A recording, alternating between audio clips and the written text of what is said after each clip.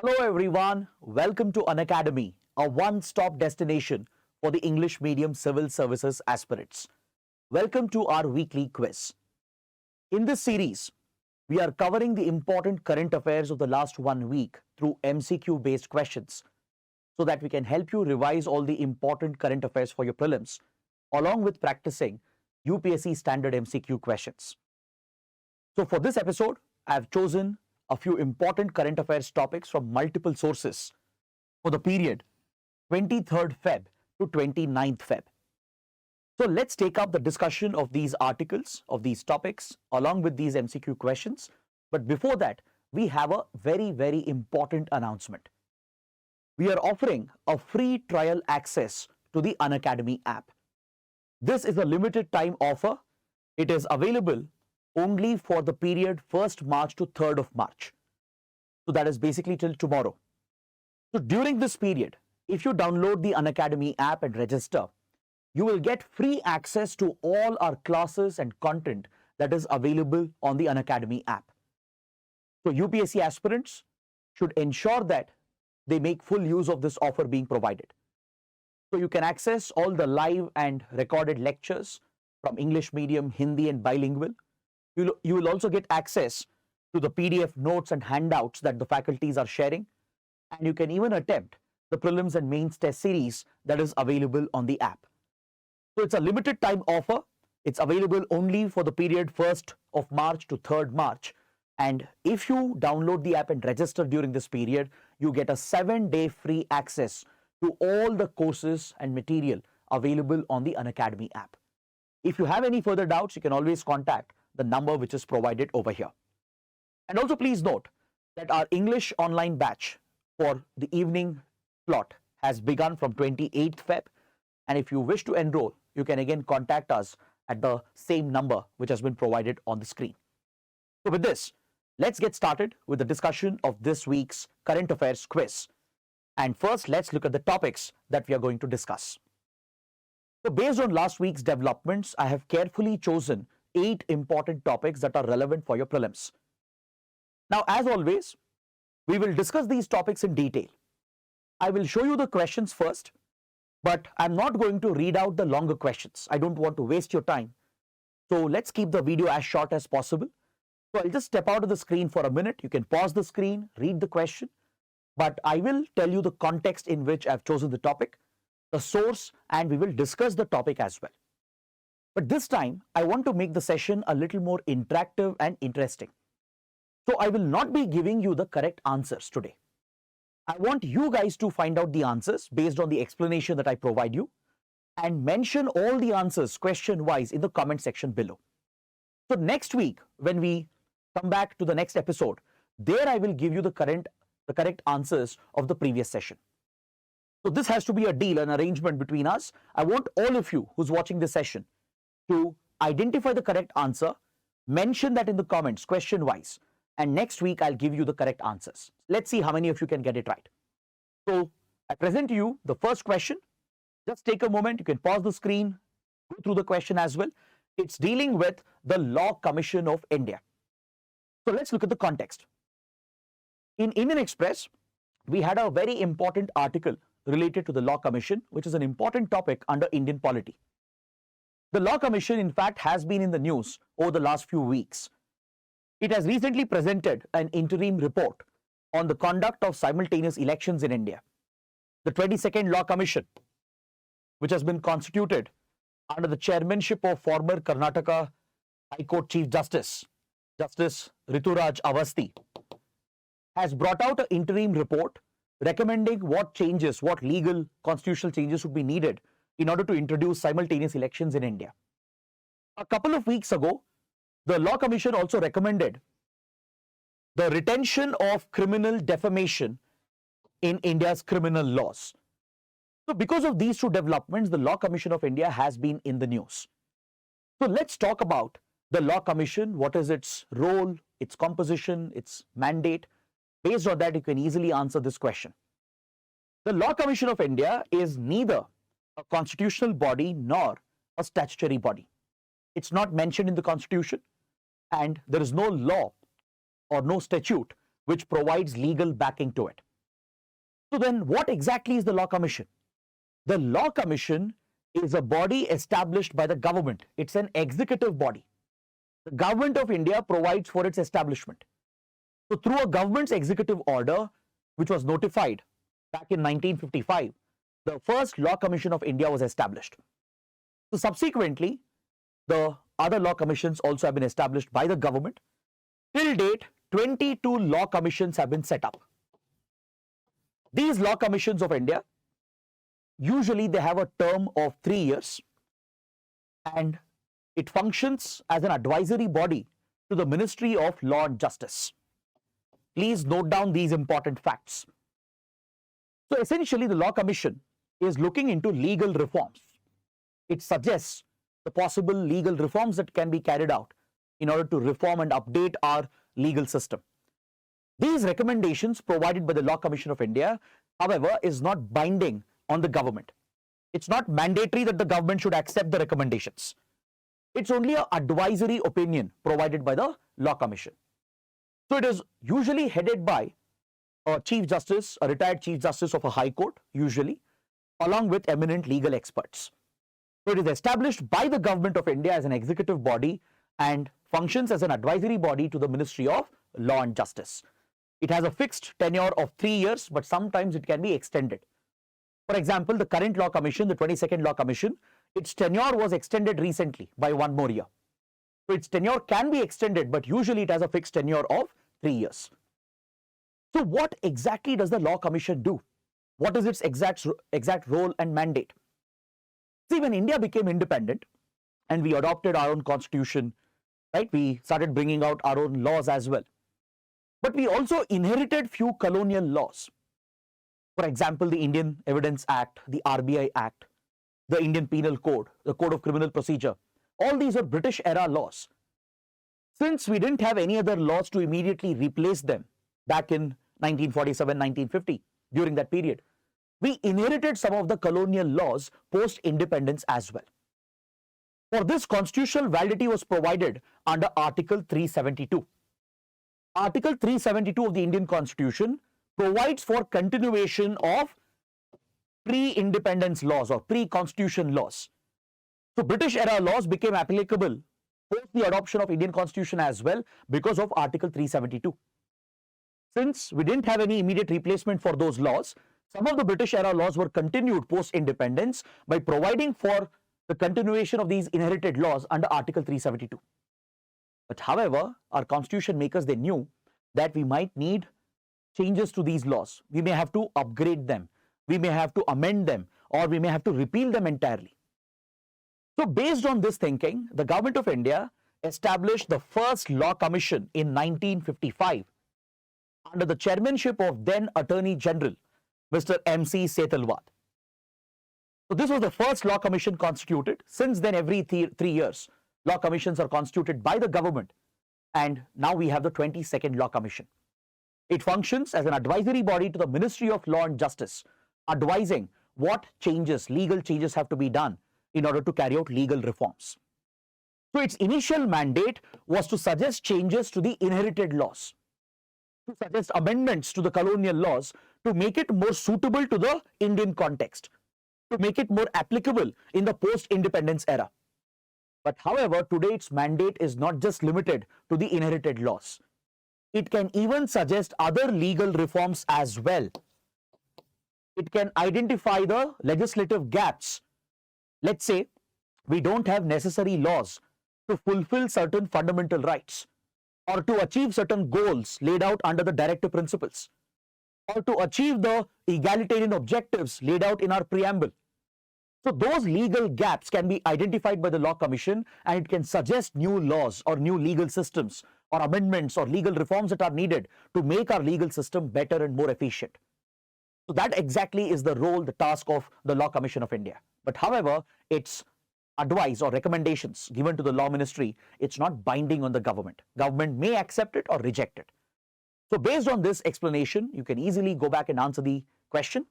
Now you let me know what's the answer in the comments below. I want you guys to answer every question for all the 8 questions that we have today.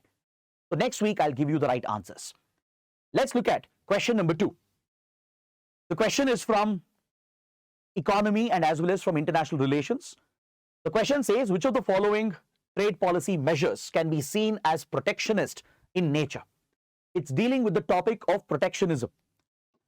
Option A, providing export-linked incentives, levying higher import tariffs, relaxation of FDI norms, signing new free trade agreements. Which of these four constitutes a protectionist trade measure? This topic is in news because we have an important article related to economy and international relations from Indian Express. The article is talking about India's trade diplomacy, particularly India's trade policy, trade relations with China. According to the article, several government departments and ministries have warned the government of India that we are levying very high import tariffs on Chinese imports.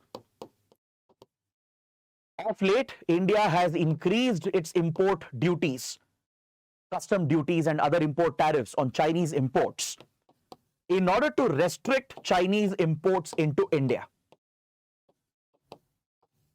This has been done with the interest of protecting our domestic industry, and especially after the Galwan border clashes in the Ladakh region since 2020, our diplomatic relations have taken a hit, and India also has become more inward looking with regard to its economy with the Atmanirbhar campaign, and we are trying to reduce our reliance dependency on imports, especially from that of China as well, given the geopolitical implications. Because India's concern is, what if China misuses its economic advantage it has on India for geopolitical reasons, given that we have a standing border dispute? So, over the last 4 years, we have seen these restrictive trade policies being implemented, which constitute protectionist measures. Very high tariffs have been levied on Chinese imports to restrict Chinese imports into the Indian market. But however, government ministries and departments are warning the government that if we keep such high tariffs, if we continue with such a protectionist policy, we may not really promote our domestic industry, we may not really reduce our dependency on China, but in fact, it might hurt our exports. It could hurt our domestic manufacturing. Why? Because we have such a great dependency on Chinese imports. In certain key sectors, Indian domestic industries are very reliant, very dependent on Chinese imports. So by restricting Chinese imports into the Indian market, it is India which is getting hurt, and it's not China that we are hurting. So that is the warning that many government departments have provided, and they also are of the opinion that on one hand, government is trying to promote exports of India. We have a scheme called PLI scheme. I'm sure many of you would have heard about it. The performance or production linked incentive scheme. For various sectors in the industry, production linked incentives are being provided to incentivize the domestic industries to produce more, not just to meet the domestic requirement, but also to increase our exports. But these industries in India cannot produce the required products without procuring the components, the raw materials and spare parts from China. So we can't increase our domestic manufacturing, we can't really become Atmanirbhar or increase our exports without having some kind of dependency on Chinese imports. Unfortunately, that is how India has become dependent on Chinese imports, and you can't end this overnight. So that is the red flag raised by various departments and ministries regarding the high tariffs that India is levying on Chinese imports. This qualifies as a protectionist measure. In economics or in trade policy, protectionism is the opposite of globalization. Over the last few decades, we are living in a globalized world where economies are interconnected, where all the restrictions, regulations are relaxed. There are no high duties or tariffs, right? Even if tariffs exist, it will be very nominal. It will be something which is very moderate. And these restrictive trade measures are usually removed to create a free regime as much as possible to promote the movement of goods, services and investments. That's what we call a globalized, liberalized global economy. But in protectionism, if a government is following a protectionist trade policy, the focus is on protecting the domestic industry. In order to help the domestic industry, to protect domestic manufacturers, it could be farmers, it could be our micro, small and medium enterprises, or even the large industries. to protect our producers and manufacturers, if we restrict imports through high tariffs, through import quotas, or if we give unfair support to our domestic producers through unsustainable subsidies, or if we impose very high product standards for imports, all these policies could be seen as trade restricting policies. These policies could restrict imports into the country, and such policy measures qualify to be known as protectionist trade measures. It goes against the spirit of globalization. Understood? So WTO as well and many countries, they are against such protectionist policies. But unfortunately, the global economy itself has become protectionist in the last 2 decades. Even developed countries, even US, European markets, which have been championing globalization from decades, even they have started adopting protectionist measures in the last few years. And that is how the nature of the global economy has become, which is a result of the changes happening in global geopolitics. More countries are becoming inward looking. They want to focus on their domestic industries, give protection to them, and protect them from cheaper imports coming from other countries. So in India as well, you might see such policies, particularly with China. India has a lot of dependency on China, as I explained. We have a huge trade volume of more than $130 billion every year. But believe it or not, we have a massive trade deficit. Out of this trade volume of $130 plus billion, almost $100 billion is India's imports from China. We barely export 19 to $20 billion worth of goods and products and services to China. So Indian exports to China is very limited, a small minuscule of the trade relationship. Majority of this relationship is comprised of Indian imports from China. What does it tell you? It tells you that India has a great deal of dependency on Chinese imports. Many sectors like automobiles, mobile communication, right, telecom infrastructure, pharmaceuticals, the toy industry, and many other industries in India, they have a critical dependency on raw materials, components, and spare parts that come from China. For example, India is called the pharmacy of the world. We produce one of the world's largest supply of vaccines, generic medicines, etc. But the core ingredient, the raw material, what we call as APIs or active pharmaceutical ingredients, majority of it comes from China. So without API supply from China, our pharma industry will collapse. So India's protectionist policies, especially levying higher import tariffs against Chinese imports, has gone up, particularly after the Ladakh clashes. After the recent border clashes that broke out in Ladakh, right? India started adopting these restrictive policies to limit Chinese imports into the Indian market, to reduce India's dependency on China. So it can be seen as a nationalistic policy, right? It also has a benefit that it will reduce our dependency on China, plus we can promote Atmanirbharata, we can become self-reliant by protecting and promoting our domestic industries. It might look like a good policy for the long term, but however, the fact is, in the short to medium term, it is India which will get affected. Why? Because for China, its exports to India is a small share of its total exports. China is the manufacturer for the world. Did you know that China's exports to India accounts for just 3% of China's total exports? So even if India brings protectionist measures and higher tariffs to block Chinese imports, it will not really dent the Chinese economy. But on the other hand, it will hit the Indian economy itself. We are going to shoot ourselves in the foot. Why? Because most of India's imports is coming from China. Many critical industries in India, many sectors in India have a major dependency on Chinese imports. So these higher tariffs, which is creating a trade barrier, right? It is affecting Indian industry itself. It is contradictory to other export promoting schemes like PLI, production linked incentive schemes. So that is the warning sent out by various government ministries and departments, and that is why the topic of trade diplomacy of India with China and the topic of protectionism was in news.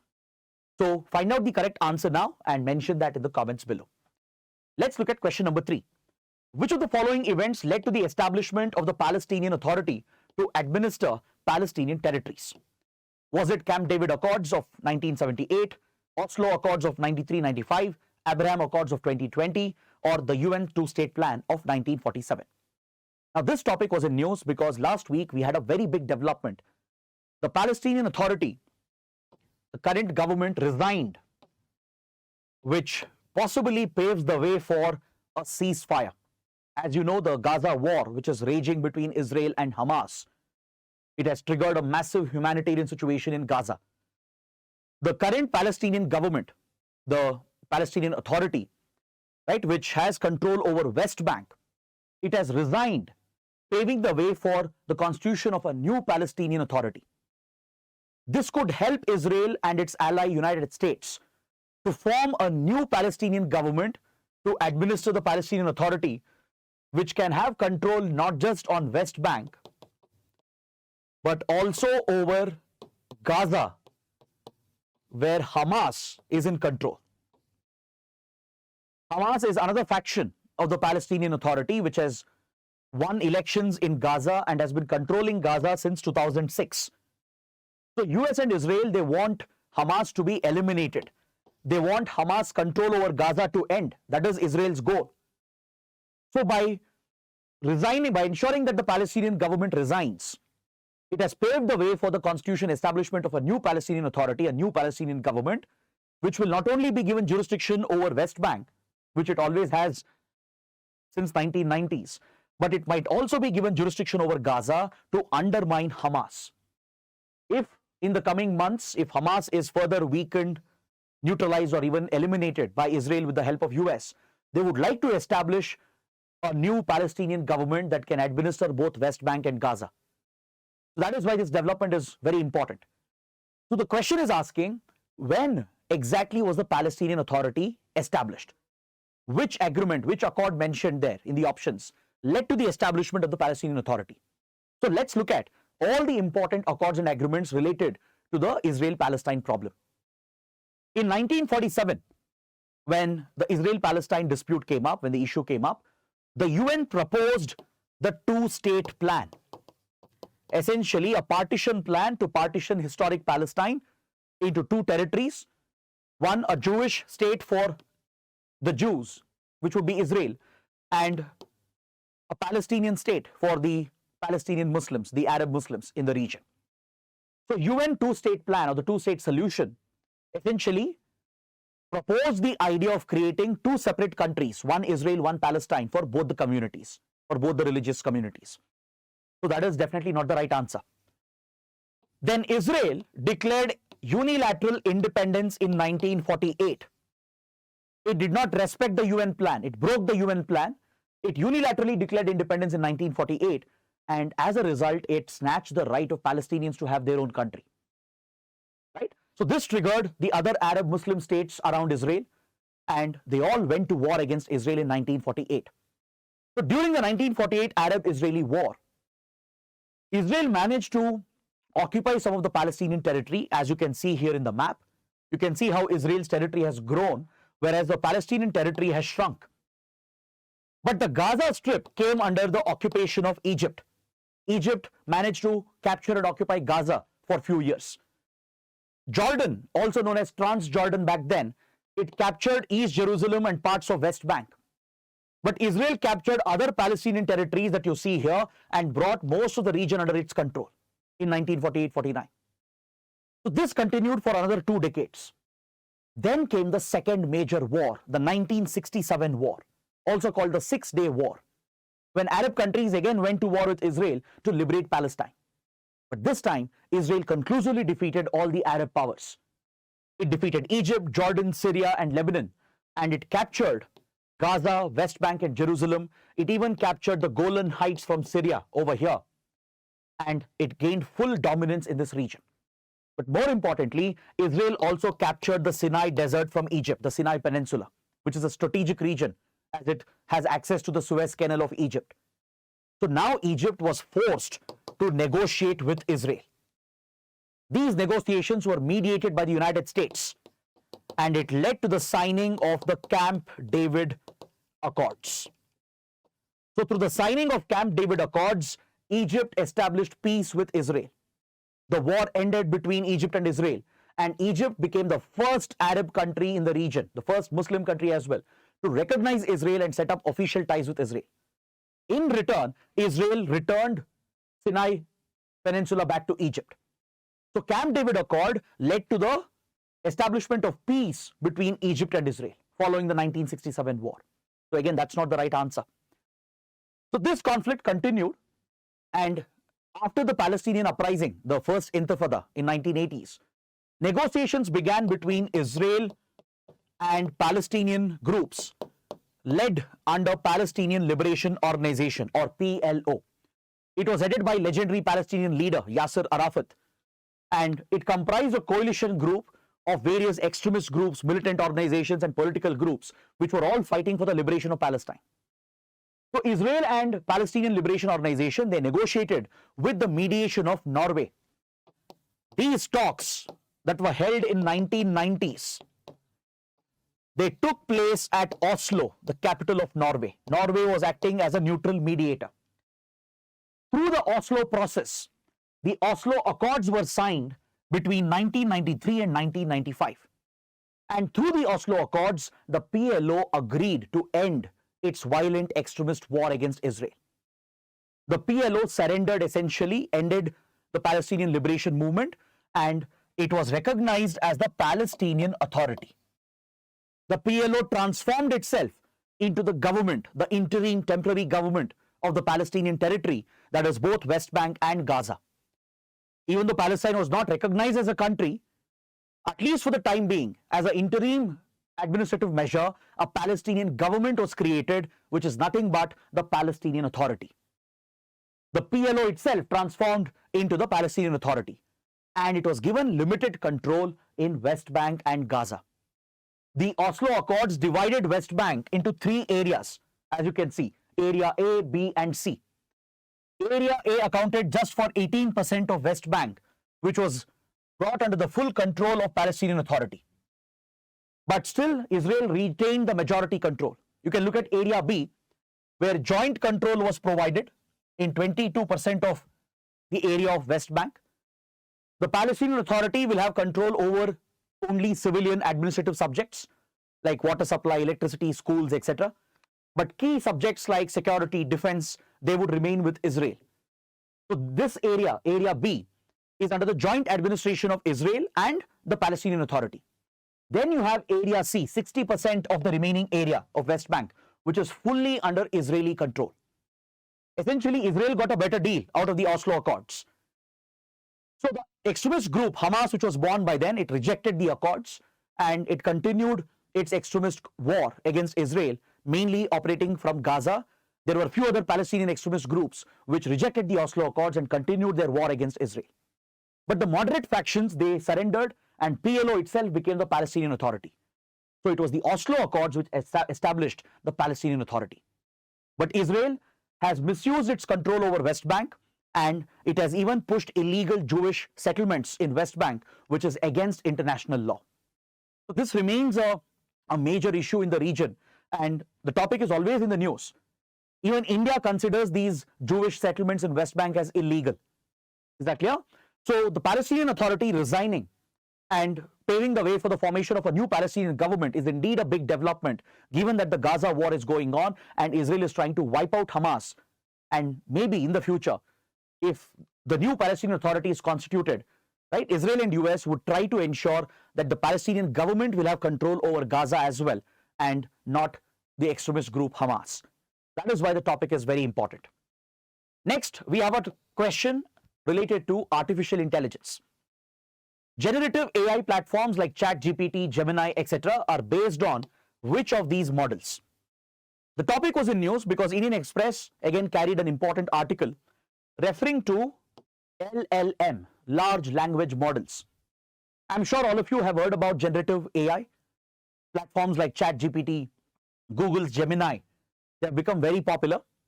So essentially, what are these platforms doing? These generative AI platforms are responding to your text prompts. Right? You as a user, I'm sure many of you would have used ChatGPT either to cheat in an exam or to write an assignment, right? Or just for fun, you would have used ChatGPT, I'm pretty sure. So you basically give a text prompt, right? And the algorithm understands your text prompt, which is in human language, and responds in a human-like language. Whatever response it gives, you might be asking for a video description or a written answer, right? Or for a travel itinerary for a particular trip. right? Whatever your prompt is, text prompt is, the AI tool will give a human-like response, which means this algorithm is understanding human-like language and responding in a human-like language.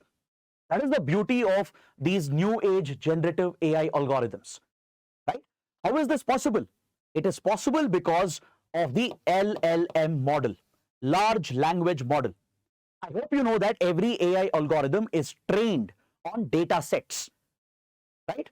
That is how these machine learning platforms are trained, and they also learn from the constant inputs that they are getting from the real world. So to train these generative AI models, especially the text-based, the language-based AI models like ChatGPT, Gemini, large data sets related to language has been used. Very massive language model data sets have been used to train these AI algorithms so that they can understand human language and they can respond in a human-like manner. That is how the machine learning code has been designed. Is that clear? Just like we humans understand language and respond in a certain way, right? We can even predict what someone else might say in the next sentence. Similarly, these AI tools can predict, they can learn, understand, and respond back in a human-like manner. This is possible because they are trained on a data set called LLM, large language model. So the answer is pretty obvious. It's a very straightforward question. So do mention that in the comments below. Next, question number 5. It's related to the Food Safety and Standards Authority of India. It's a longer question. I'll not waste your time in reading it. Please pause the screen for a second, go through the question. So let's look at the context. We had a very important press release on the PIB's website, which mentioned that the FSSAI has issued Eat Right Station certificate for 150 railway stations in the country. So let's understand what is FSSAI, what is its role, when was it set up, what exactly does this organization do, and what is this Eat Right campaign. If you understand that, you can answer this question. The Food Safety and Standards Authority of India was established following the enactment of the Food Safety and Standards Act of 2006. This law provided for establishment of safety standards, nutritional and health standards with regard to food that we consume in India. So to enforce the law, to implement all regulations, this authority was established, the FSSAI, Food Safety and Standards Authority of India. It functions under the Ministry of Health and Family Welfare. Is that clear? It functions under Ministry of Health and Family Welfare and enforces this act. So it basically regulates the entire food processing industry. It also deals with the entire food sector itself, be it production of food, manufacturing of food, storage, processing, right? The entire life cycle of food in India is regulated by this authority. So be it the meat industry, the dairy industry, the processed food industry, right? Including your restaurants, they all fall under the guidelines, the regulations of FSSAI. Even for street vendors, the street food, the junk food that we all consume, there are guidelines, regulations brought out by FSSAI. Its job is to ensure that Indians consume healthy food, food which is safe, which is nutritious, which is wholesome. That is the purpose of FSSAI. It comes out with many awareness campaigns and initiatives, strict guidelines and regulations as well for the industry to follow to ensure that the food that we are consuming is clean, safe, hygienic, healthy and nutritious and wholesome. That is the job of FSSAI. So it is running a major campaign called Eat Right India campaign, because we are what we eat. So to ensure that we are consuming the right food, which is healthy, which is nutritious and wholesome, FSSAI has started this countrywide campaign called Eat Right India campaign. It is spreading awareness amongst the citizens. It's encouraging the food industry as well to become more health conscious, to not use dangerous products in the food items. It is setting standards and giving certifications as well. And it's under this campaign that railway stations are also being certified as Eat Right railway stations. Because in railway stations also food is served. There are food stalls, canteens, etc. So if a particular railway station meets the nutritional and health and safety and hygiene standards of FSSAI, they are given this certificate, the Eat Right India certificate. Understood? So the idea is to ensure that we cut down on our intake of high sugar, high salt and high fats. This is the primary focus of Eat Right India movement, which is being backed and supported by the Food Safety and Standards Authority of India. Next, we have a geography question related to Pacific Ring of Fire and tectonic plates. The question says, which of the following tectonic plates are subducting at the convergent boundaries, the convergent plate boundaries present around the Pacific Ring of Fire? Three options are given: Nazca Plate, Cocos Plate and North American Plate. You have to select the right answer. Let's look at the context. We had an article in the Times of India, very interesting article, talking about the Pacific Ring of Fire because of some recent earthquake and volcanic incidents that have taken place in this region. The Pacific Ring of Fire is a region present around the Pacific Ocean, obviously. It's called a ring because the region, right, where you have these major fault lines where tectonic plate boundaries are converging and diverging. This looks like a ring or a circle around the Pacific Ocean. And this is the major hub of earthquakes and volcanic activity. Thus the name Pacific Ring of Fire. It stretches all the way from the South Pacific, from South America to Central America, North America, towards Japan, Korea and Philippines, Southeast Asia, Indonesia and Australia and the South Pacific. So this ring region or circular region, which represents a major fault line around the Pacific, is called the Pacific Ring of Fire, as it is highly prone to volcanoes, earthquakes, underwater earthquakes and volcanoes as well, right? So it's a very vulnerable region. So these fault lines primarily exist because there are multiple tectonic plates converging here, right? There is active tectonic movement going on and some plates are subducting under other larger tectonic plates. So let's understand which plates are diving under which plate. This could be very important. See, there are few subduction zones, there are few converging plates, there are few plates diverging as well. All right. Now, for example, if you look at the Antarctic plate here and the Nazca plate and Cocos plate, these three plates which I have marked, they are diving or subducting under the South American plate. You can see the South American plate. So the Cocos, Nazca and Antarctic plate is diving. They all three are diving or subducting under South American plate, including the Caribbean plate. So this is what makes Central America and South America highly prone to earthquakes, volcanoes, etc. Then come to the North Pacific. You can see the Pacific plate. You can see the Huon de Fuca plate. These two plates are diving or subducting under the North American plate. So that's why along the west coast of United States, that is along San Francisco, California, and all the way till Mexico, this whole region is highly prone to earthquakes, volcanoes, etc. Right? So that is another major subduction zone, and these are the plates diving under the larger plates. Then can you see the Philippine plate here in Southeast Asia? This is diving under the Eurasian plate. It is subducting under the Eurasian plate. Then you have a major convergent boundary where Indian and Australian plates are interacting. Right? You have a convergent zone between Indian and Australian plate as well. So which are the plates subducting then? It is Antarctic plate, Nazca and Cocos subducting under South American plate, Philippine plate subducting under Eurasian plate, then Pacific and Huon de Fuca plate subducting under North American plate. That basically gives your answer as well. So these active tectonic zones, they result in the formation of these deep mid-ocean ridges. You might have heard about the Pacific Antarctic Ridge. You might have heard about trenches like the Mariana Trench, Japan Trench, Kuril Trench, Aleutian Trench. It also leads to formation of these arc islands like Aleutian Islands. Philippines itself, the whole country of Philippines, it's made up of arc islands. Indonesia again, near the Java Trench.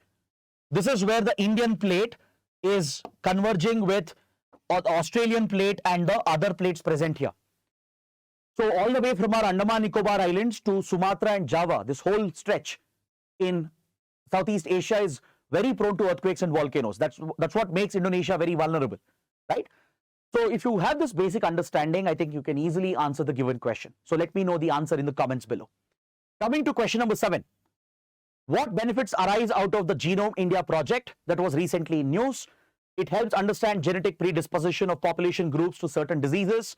development of treatment for genetic disorders, develop a common vaccine for all known pathogens. Which of them is correct?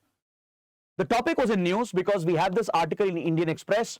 There was a press release as well from Press Information Bureau regarding this topic.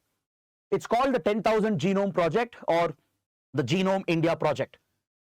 So under this, the Indian Institute of Science, Bengaluru, and the Center for Cellular and Molecular Biology, Hyderabad, along with many other research institutions, they have tried to create the genome sequence of India's population groups, and they have created this as a database, as a repository, which is available for researchers around India and around the world. Now, how exactly does genome research and genome sequencing help? Genome sequencing and creating a ready available database or repository will help in understanding the genetic composition of our population groups. In India, we have more than 4,000 plus population groups, and many of them, right, they are endogamous or they haven't interacted or bred much with other population groups. So their genetic diversity is very limited. So they might be prone to certain harmful genetic mutations, certain genetic disorders, which leads to serious health conditions and diseases. For example, certain tribes in India, certain communities as well, right? They may not have the right genetic sequence, or they might have a wrong genetic mutation, right? Which makes them more prone to certain genetic diseases and disorders. So such a project, a genome sequencing project that creates a repository or a database, will help researchers to understand genetic mutations better in our population group. In fact, there is a similar global project, the Human Genome Project, led by United States. But this is specific to India's population group. Indian researchers, the Indian government realized the global project may not help us much because India's population groups are different, the genetic variety is different. So to understand the genetic makeup, the genetic composition of our population group, this project was launched, sponsored by the Ministry of Science and Technology, the Department of Biotechnology. So this project has been completed, and the research data will be very, very useful. The genome sequence which is available will help in understanding any predisposition towards certain genetic diseases and disorders, like blood-related genetic disorders, or predisposition towards cancer, towards heart condition, etc. It also helps in developing treatments or gene therapies to treat certain genetic diseases and disorders. Right? So it will not help you in treating all diseases, all pathogens. No. It will help you specifically understand genetic variation of your population, understand genetic mutations, predisposition towards certain diseases and genetic disorders, and develop specific gene therapies and treatments for those genetic diseases and disorders. That is the advantage of this project. So please answer this question and let me know what's the answer in the comments.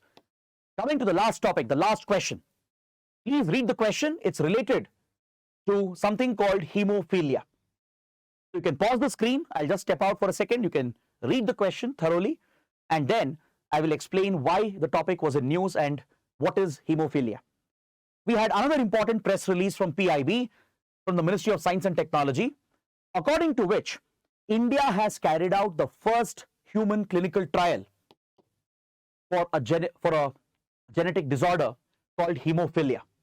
A gene therapy treatment which has been approved for clinical trial has been used at the Christian Medical College in Vellore to treat a specific genetic disorder called hemophilia. Hemophilia, as the name itself tells you, is a blood-related disorder. It's an inherited genetic disorder related to your blood. It affects blood coagulation. It affects the clotting ability of your blood. So there is a specific type of hemophilia called type A or hemophilia A. It's also known as classical hemophilia. All right. So in this case, it's a inherited genetic disorder. It's hereditary. It passes down from generations to generations. It's a hemorrhagic disorder. Essentially, it affects the clotting of your blood. And there is one factor which is missing in the genetic sequence. Those who suffer from this, those families and communities which suffer from the disorder, there is a specific factor in the genome sequence that is missing, which is factor number 8. So it's also called hemophilia factor 8, hemophilia A, or classical hemophilia, right? So this disorder did not have a gene therapy or a treatment. It was available in other countries, but not in India. So for the first time in India, a gene therapy has been developed, approved for human clinical trial, and the first trial has been conducted successfully at the Christian Medical College in Vellore. So with this, you can easily answer this question. Now it's up to you to let me know what's the correct answer for all the 8 questions in the comment section below. I will give you the right answers next week in the next episode. And till then, you can take care. And if you like the session, do let me know in the comments, press the like button, and don't forget to subscribe to our channel. So I'll see you next week. Till then, have a good day.